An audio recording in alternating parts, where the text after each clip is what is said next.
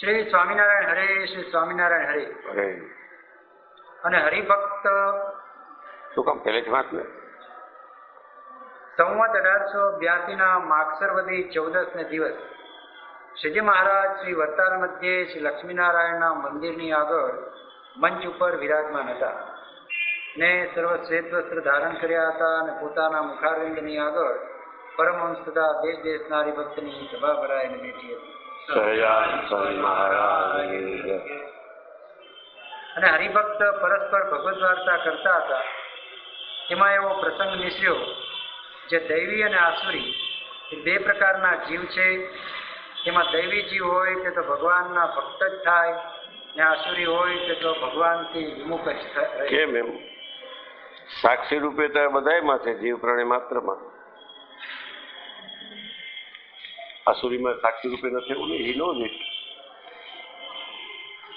અને સાક્ષી એટલે મૂર્તિમાન હોય એવું જ કાંઈ નહીં, શક્તિ દ્વારા સાક્ષી આવ્યા. આસુરીમાં છે. ચાલો ચારેય કોરથી સમજશો ને તો સમજાશે. જો સમજવું હોય તો ભક્તિ કર્યા કરો તોય વાંધો ના આવે. આશરો એ કહે છે કે અમને સારો આશરો છે, ખોટા છે બધા રોંગથી, પણ અમને તો સંપૂર્ણ આશરો હતો. આમ પૂછીએ ભેગા તબ તો કે હા એ તો છે, તો કા ડાઉટ છે કેમ નથી કરતા? સાક્ષી મીન્સ વોટ? બ્રહ્મ સુધી બરોબર છે, પણ બ્રહ્મ તો બધામાં સાક્ષી છે. બ્રહ્મની અંદર ડિવિઝન છે, આમાં આટલું, આમાં આટલું, આમાં આટલું. એ સાક્ષી છે તો બધામાં સાક્ષી છે.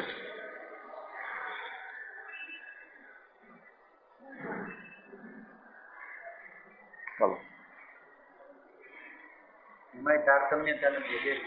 ઠીક છે, પણ સાક્ષી તો કઈ રીતે છે? મૂર્તિમાન છે કે તારતમ્યતામાં મૂર્તિમાન છે? એમ તે કીધું છે એકાંતિકમાં જ મૂર્તિમાન છું. મૂર્તિમાન એટલે શું? મનુષ્ય રૂપે દેખાય એવું મૂર્તિમાન?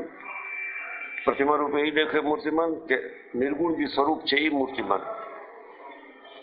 તો એ સ્વરૂપ આ રીતે આવ્યું છે, માયામાં આવ્યું ત્યારે. અત્યારે એ નથી, માયામાં નથી, અત્યારે આમ છે. આ મનાય છે તો જાણ્યા કહેવાય. ચાલો હા તો આગળ આવશે. ત્યારે ચીમનરાવજીએ શ્રીજી મહારાજને પ્રશ્ન પૂછ્યો કે હે મહારાજ, આસુરી જીવ હોય તે કોઈ પ્રકારે દૈવી થાય કે ન થાય? પછી શ્રીજી મહારાજ બોલ્યા, જે આસુરી જીવ તો દૈવી ન જ થાય. કેમ? જે એ તો જન્મથી જ આસુર ભાવે યુક્ત છે. અને જો કોઈક રીતે કરીને આસુરી જીવ સત્સંગમાં આવી પડ્યો તો પણ આસુર ભાવ તો ટળે નહીં. પછી સત્સંગમાં રહ્યો થકો જ્યારે શરીરને મૂકે રીએ છે. પણ સત્સંગમાં દરેક સત્સંગમાં હોય છે કઈ આસુરી નથી હોતો એવું નહીં. રીએ છે સત્સંગમાં રહ્યો થકો. હાલો તીવ્રતા પાત્રતા થઈ. કોને કીધું આસુરી જીવ હતું? એ જન્મમાં એના એ દેહમાં એ આવું બધી ક્રિયા કરતા હતા, પણ એમાં તીવ્રતા હતી એની. ધ પર્સન ઇઝ જોબન પગીનો જ દાખલો છે કે એ કુડ રેકોગ્નાઇઝ કે આ ભગવાન છે, ને ભક્તો જે આ છે એ નથી રેકોગ્નાઇઝ કરતા. એને કોઈ વિચાર જ ન કરો અન્વય છે કે વ્યતિરેક છે કે મૂર્તિમાન છે કે નિર્ગુણ છે કે કાંઈ નહીં. કે અરે હા તારે પર મને એ જ દેખાય, એ ઓળખી ગયા. ના જરાય નહીં હિંસા કરે. શું બધા રામાયણમાં રામચંદ્રજી હિંસા કરે છે? આસુરી છે? ઓળખે નહીં આસુરી. ઓળખે નહીં એટલે સત્સંગમાં હોય ને ઓળખે નહીં. આમાં તો ઘણા નીકળી જાય. ઓળખે નહીં એટલે કઈ દ્રોહ ન કરતા હોય, જવન પગી જેવી ક્રિયા ન કરતા હોય, પણ ડાઉટફુલ હોય. શું કામ ડાઉટફુલ છે? અનાદિ મુક્ત છે ને, ઊંધું કરી નાખો. મૂળ અજ્ઞાન એ નથી ગયું. અનાદિ મુક્ત અમૂળ, તો મું પેલા લ્યો પછી લગાડો. એ મૂળ અજ્ઞાન જ્યાં સુધી એક કોઈ એક જીવમાં મૂળ અજ્ઞાન છે, કોઈનું કસાઈ જાય.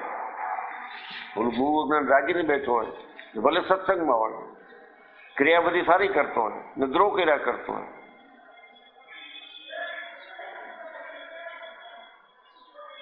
એટલે બેલેન્સ છે ને. આ સાક્ષી રૂપે એ બધું જાણતા હોય, અને જે સાક્ષી છે એને ખબર પડી ગઈ કે આ જોબન પગી આવો છે, એનું હૃદય એવું નથી, કારણ કે સાક્ષી હતા એ પબ્લિકની આંખમાં એ હતો ખૂની ખુલાડો, અને મન તો જીવ હોય સાક્ષી છે, એ સાક્ષી ભાવે બોલે, ઓબ્જેક્ટિવ છે મહારાજનું બધું. એનો જ જોબન પગીના આગલા જન્મમાં ઓળખતા હોય ને એને તો, જે સાક્ષી હોય તો બધા અનાધિકારથી ઓળખતા હોય ને. એને એક પાકો નિશ્ચય થઈ ગયો હતો, એકે શાસ્ત્ર વાંચ્યા પહેલા ને શાસ્ત્ર હજી ગોથા મેળા કરે.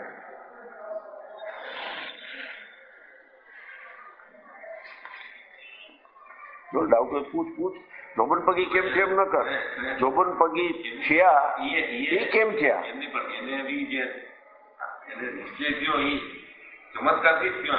કેને જોબન પગી ને. હા, એવો ચમત્કાર ન થાય એટલે ભગવાન નથી માનતા ને.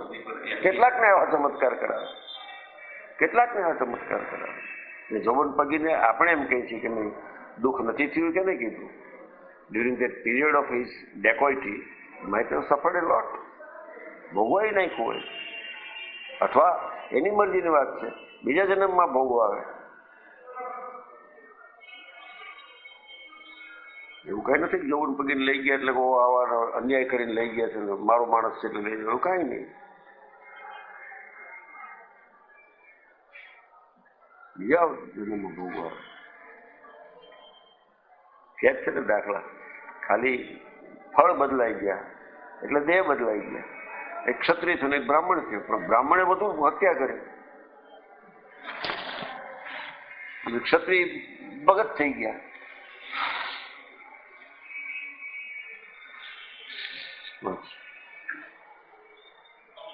પછી સત્સંગમાં રહ્યો થકો જ્યારે શરીરને મૂકે ત્યારે બ્રહ્મને વિશે લીન થાય ને વળી પાછો નીકળે, એમ અનંતવાદ. કામ એકવાર બ્રહ્મા લીન થાય પછી બાપા એમ સમજાવ્યું કે બ્રહ્મા લીન થાય એટલે સારા સત્સંગીને ત્યાં જન્મ ધરે, એટલે ઓના સંસ્કારને લઈને એની ક્રિયા ઉપર આનો થોડોક અસુર ભાવ ટળે, પાછો બીજો જન્મ થાય, જન્માંતરે એ આને પામે. મહારાજે જે પહેલા કીધું છે એ તો કોઈ દિવસ થાય નહીં, યસ ચેન્જ કરે છે સ્ટેટમેન્ટ. એને એ જન્મે ન થાય, જે અસુર હોય દ્રોહ કર્યો હોય એને જન્મ ન થાય.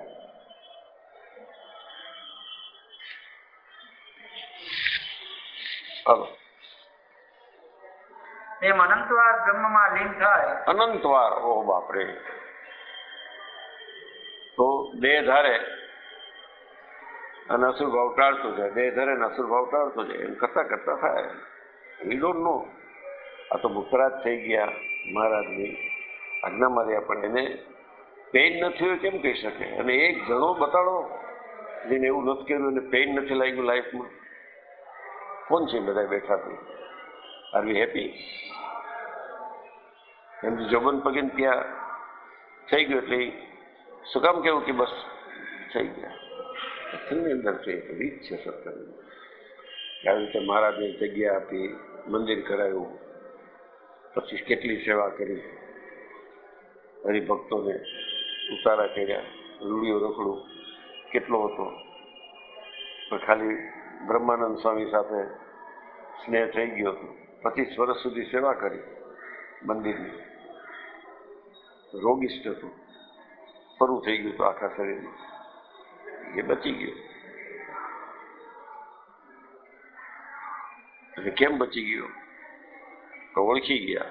એ જ પેલી વાતમાં એવું વૃંદાવન શરૂઆતમાં ઓળખાય નહીં ત્યાં સુધી દેહ ભાવ ન ટળે, દેહ ભાવ ન ટળે ત્યાં સુધી ઓળખાય નહીં. અન્યોન્ય છે.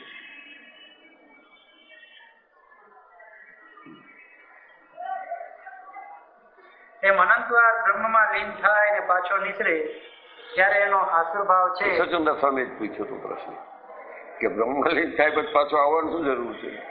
એટલે બાપાએ સમજાવ્યું કે બ્રહ્મ એટલે અહીં મહારાજનો તેજ રૂપ બ્રહ્મમાં લીન થઈ ગયો હોય તો કઈ જરૂર જ નથી, પણ બ્રહ્મ એટલે સારા સત્સંગીને ત્યાં જન્મ લે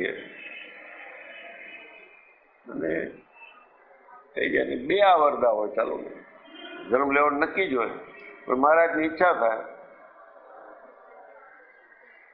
તો એમાં મેં એક્સટેન્શન કરેલું. આ તો આપણી ખબર નથી કે દિવ્યતા શું છે, એ દેહમાં એક્સટેન્શન કરાવે, બીજો જન્મ ધરાવડાવે ને એ જન્મ પૂરું કરી દે.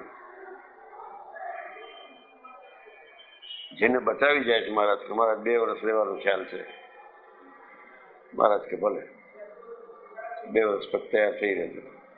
શું એ કઈ ચોકીદાર છે? બાપાને કીધું તો બાપા કે હવે બહુ છીગડા નહીં મારીએ, તૈયાર રહેજો, ના કહેશો તોય લઈ જશું. એને શું એવા આગળ છે કે આનો દેહ પાડી જ નાખવો? એનું પૂરું થઈ ગયું.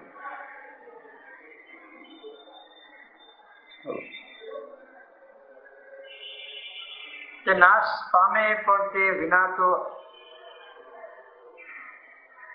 એમ અનંતવાર બ્રહ્મમાં લીન થાય અને પાછો નીકળે ત્યારે એનો આશીર્ભાવ છે તે નાશ પામે, પણ તે વિના તો આશીર્ભાવ નાશ પામે નહીં.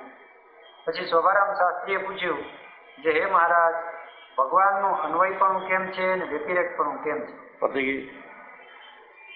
આ જ છે, આ નથી સમજાણું. ચાલો પછી શ્રીજી મહારાજ બોલ્યા જે અન્વય વ્યતિરેકની વાર્તા તો એમ છે જે ભગવાન અર્ધાક અન્વય છે, અર્ધાક માયાને વિશે અન્વય થયા છે અને અર્ધાક પોતાના ધામને વિશે તો વ્યતિરેક અન્વય થાય છે એ માયાને વિશે જ થાય છે ને. પણ જયારે અન્વય થાય છે ત્યારે મહારાજે કીધું છે જયારે અમે માયામાં આવીએ છીએ ત્યારે માયાની સામર્થ્ય દાબીને અમે પોતે જ વર્તતા હોઈએ છીએ. આવીને આવી રીતે આ મૂર્તિ માયામાં છે છતાં સામર્થ્ય જ વર્તે છે. આવી રીતે જાણ્યા હોય ત્યાં ઓલા બોલતા હતા ને એના અન્વય સ્વરૂપના 1 કરોડમાં અનંત કોટી ઉડે છે. આપણા બાપા એ બોલતો હતો, A does not no this. બોલો રમેશભાઈ, એને એમ કે આપણે કંઈક પૂછીએ ગોટાળામાં આવશો. મેં કીધું મહારાજ કંઈક અડધા કન્વય ને અડધા હોય એ ભેગો વાત જ ચેન્જ કરી નાખ્યો. પૂછવા બીજાને પૂછવા માંડી ગયા, નાના છોકરાઓ એટલે મોટી ઉંમરના હતા પણ એવા બાલુસને પૂછવા માંડી ગયા.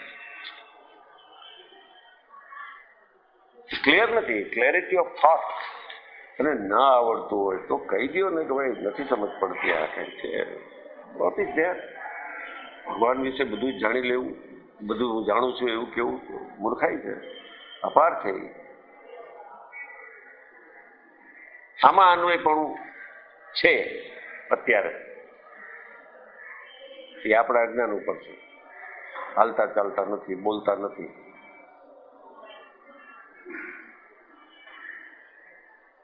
આવું જ્યાં સુધી જાય છે ત્યાં સુધી અન્વયમાં જ છે. વ્યતિરેક સ્વરૂપ, વ્યતિરેક સ્વરૂપ એટલે બોલ બોલ કર્યા કરે, હલન ચલન કર્યા કરે. જે નોખું છે એ આ જ સ્વરૂપ હાયલું ચાલ્યું ને બોલ્યું છે.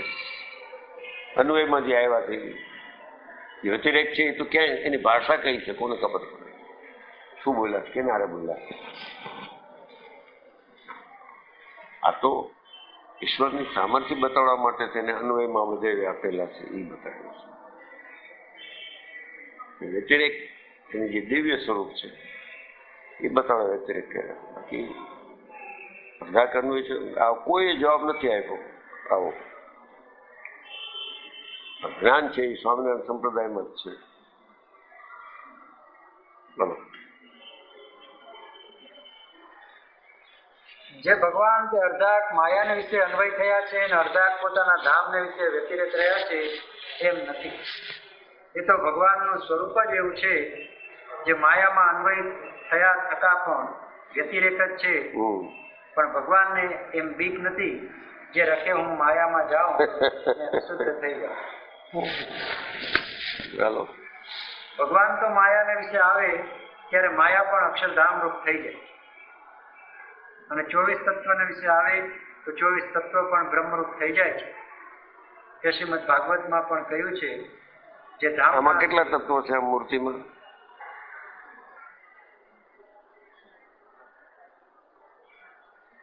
24 તત્વ એટલે આપણે અહીંયા ફસી ગયા. 24 તત્વમાં આવે ત્યારે તત્વ પણ રામરૂપ થઈ જાય છે. તો પંચ જ્ઞાનેન્દ્રિય, પંચ કર્મેન્દ્રિય, 10 તન્માત્રા, મન બુદ્ધિ ચિત્ત અહંકાર સૂક્ષ્મ દેહ, આ 24 તત્વમાં એ આવે. વાંચ પાછું 2 લાઈન. પણ ભગવાનને સમજો, આ સમજશો નહીં ત્યાં સુધી કાંઈ ફેર નહીં થાય. બધાને કથા એટેન્ડ કર્યા કરો, થોડું થોડું શીખવા, એવું નહીં. આ તો રહસ્ય જ છે. એ જે 24 તત્વનો મહારાજે દેહ ધર્યો હતો 37માં અને 86માં ગયા. આમાં શું છે આ સમજો તો વૃંદાવન સ્વામી કહે છે સમજાય.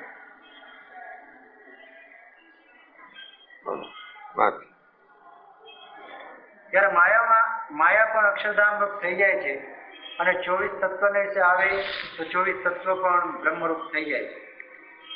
તે ભાગવતમાં પણ કહ્યું છે. આપણે જયારે 24 તત્વ રૂપ દેહ મળ્યો મહારાજનો, કવળખા 37માં આવ્યા, 86માં ગયા, એ બધી લીલા એ જે દેહધારી હતા એ અત્યારે આ છે. 24 તત્વને ઓળખાઈ જાય કે આ એ જ છે મહારાજ.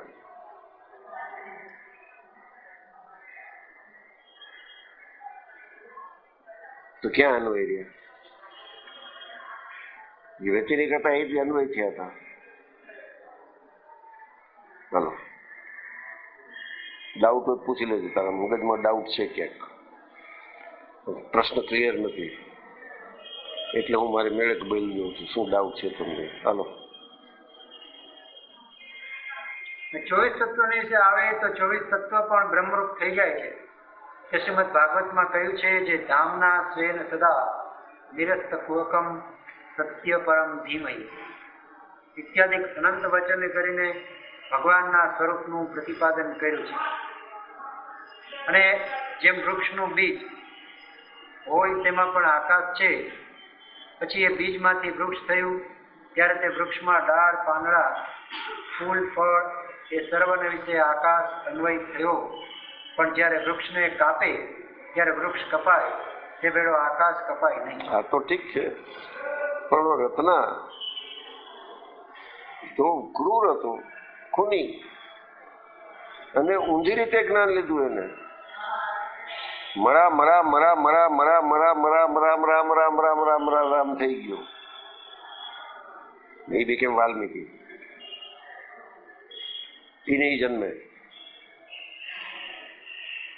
અસુર જ હતા. હરિજી રામ નામની ધૂન લગાડી, એમાં એની જે અસ્થિરતા હતી સમજની કે અસુર તત્વ હતું એ નીકળી ગયું. કોઈ વાર ન થાય પછી એને સુધારી લીધું ને. તમને બધા રહી છે કોઈ વાર ન થાય એ કેમ થયું? એના કીધું કે આમ થાય, અનંતવાર જન્મ થાય. શોભન પગીના અનંતવાર થયા, કદાચ થયા હોય કે ન થયા આપણે ખબર નથી, પણ ન થયા હોય તો વાલ્મીકી નથી થયા. એના જન્મે એ રોટે રામાયણ એટલે એને લઈને અત્યારે બધું દુનિયા આખી ભજે છે, બીકોઝ ઓફ વાલ્મીકી.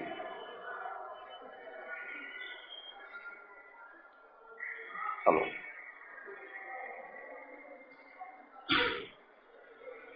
વૃક્ષ કપાય તે વેળો આકાશ કપાય નહીં, અને વૃક્ષને બાળે ત્યારે આકાશ બળે નહીં. તેમ ભગવાન પણ માયા અને માયાનું કાર્ય તેને વિશે અન્વય થતા એટલે કીધું છે નરસિંહ, ફળ અને ફૂલ તો વૃક્ષના જાણવા, થળ થકી દાળ ન હોય નોખી, ઘાટ ઘડ્યા પછી નામ રૂપ જુજવા, અંતે બધું હેમ હેમ હોય. ચિત્ત ચૈતન્ય વિલાસ તદરૂપ છે, બ્રહ્મ લટકા કરે બ્રહ્મ સાથે. અહીં સુધી પહોંચો થઈ મજા આવે. ભક્તિ કર્યા કરી આખરે આમ પહોંચવાનું છે, બ્રહ્મ સાથે મળવાનું છે.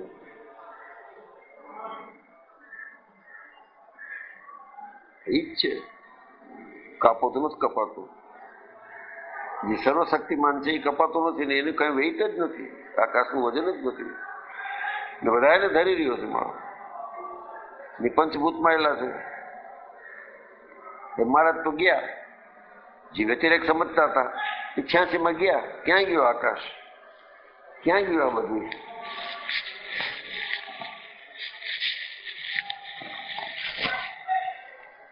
હજી સુધી તો અવલૌકિક શું છે ખબર જ નથી.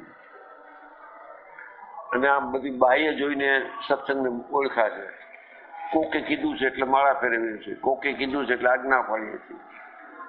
પોતાની મેળે સુરાટ થકો ચૈતન્યવંતો થઈને કે નહીં યસ, ગાફલ મિત્રતા છે ભગવાન સાથે ભક્તોની. દાનો દુશ્મન હોય ને એને નકારવા વાળો જીતી જાય, પણ જયારે એને આ પડે ત્યારે તીવ્રતાથી આ પડી હોય ના કા એમ સમજ્યા વિના ગાફલ મિત્ર. नादान घड़ी में राजी घड़ी में खफा, ऐसे नादान की दोस्ती में क्या नफा. ઘડીકમાં મારા ભાવ થઈ જાય, ઘડીકમાં બીજું સરસ ઘડીકમાંથી આમ કેમ કરતા. આ બધા કોણ છે? આવાને લઈ જાય છે એટલે દયાળુ છે. સમજો, નંગ નંગ જ જાય છે બધા. મોહ અમુ નહીં, મૂળ જ્ઞાન બધા આવેલા છે. કારણ કે ઈશ્વરના સ્વરૂપનું જ્ઞાન એ તો કોઈ બીજી વાત છે. બધાની હોય જ એવું કાંઈ નહીં, કોકની હોય એવું જ કાંઈ નહીં. જેવી એને આપે બુદ્ધિ પ્રેરક ઈશ, એને જે લાગે એને આપે બુદ્ધિ. એવું હોય ત્યારે આ સમજાય. અત્યારે નથી સમજાતું. ચાલો આ વિશ્લેષણ થાય, આની ચર્ચા થાય તો કામ આવે ને ક્યારેક ખબર તો પડે ને ભાઈ આવું થાય. તે પૂછ્યું બે આવ્યા દાખલા. એક પરશુરામ ને રામનું સામર્થિક છે, પ્રત્યક્ષપણું પ્રગટપણું એ કાળવાચક નથી, સામર્થ્યવાચક છે.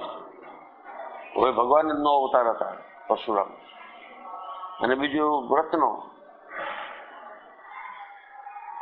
વાલ્મીકી થઈ ગયા. હલો,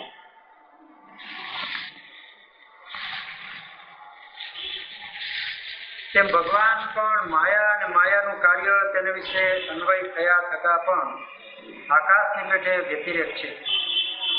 તેમ ભગવાનના સ્વરૂપનું અન્વય વ્યતિરેક પણ છે.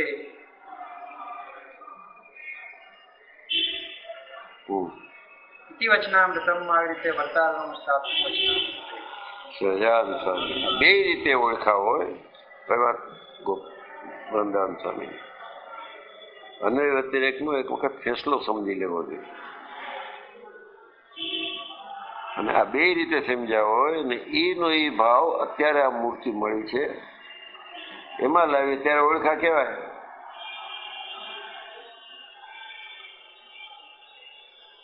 એને બદલે ઊંધી જે ઈચ્છા છે જીવાત્માની એ ઊંધી છે કે મહારાજ મને મનુષ્ય રૂપે મળીને વાત કરે મારા, ત્યાં સુધી ગુજ છે.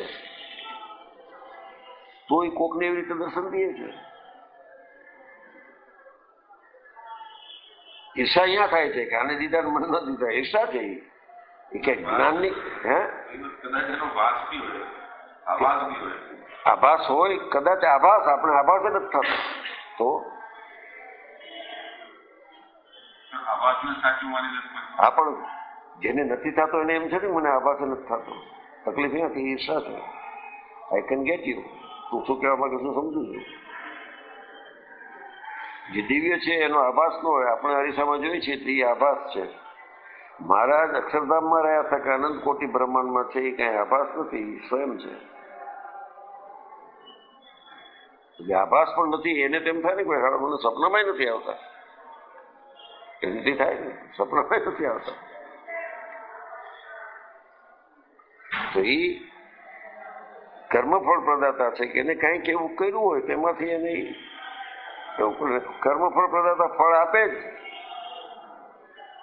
ખરાબ આપે છે એમ સારું એ આપે જ, ભલે એ વખતે એનું ન હોય. એ કઈ મનુષ્ય જેવા છે કે બધું ખ્યાલમાં રાખ્યા છે. ન્યાય છે. આપણે જેને અન્યાય સમજતા હોઈએ એને ન્યાય કરી નાખે. He can change his laws. એટલે મહારાજે કીધું, ઓલા પૂછ્યું કે મહારાજ આટલા બધા વર્તમાન તમે આપ્યા છે, અમે તો કાઠી રહ્યા અભણ જઈ, તમને ક્યાંથી રહ્યા? મહારાજ કે ભલે તમે 5 વર્તમાન નહીં 4 પાડજો. આપણે કીધું જ કોઈ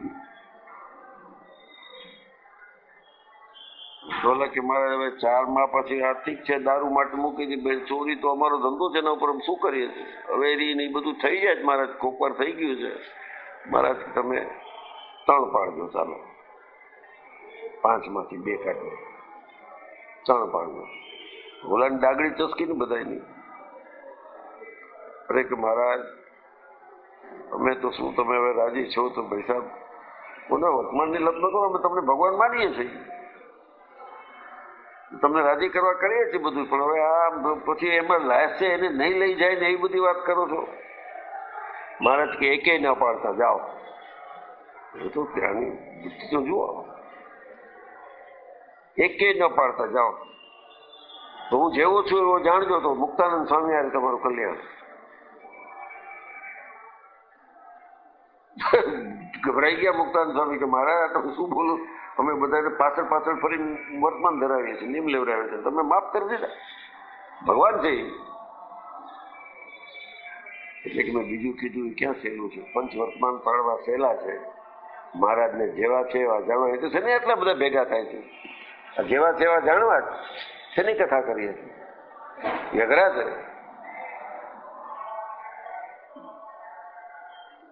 પછી મુક્તાન સ્વામી કહેવા મારે એ વાત તો સાચી, હું જેવો છું એવો. એટલે કે છે વૃંદાવન કે જાણ્યા નહીં ત્યાં સુધી દેહભાવ અલૌકિક પણ આવે ને અલૌકિક પણ ના આવે ત્યાં સુધી આપણો દેહભાવ ના જાય. આપણો દેહભાવ છે એટલે એને દેહ રૂપે માનીએ છીએ, તો ત્યાં સુધી આત્મારૂપ થયો જ નથી, ચૈતન્ય રૂપ ચોખ્ખો એકલાયેલો છે. જાડવાના દેહ આવ્યા છે, માથલાના આવ્યા, બધા દેહ કઈક દેહ આવ્યા છે. અચ્છા એ બધી લપ જવા દે, 84 લાખમાં 90,000 ક્યાં પડવું, દેહ અત્યારે છે ને આ ભૂલાય છે ના, તો પતી ગઈ વાત, એ દેહ રૂપ. હાલો.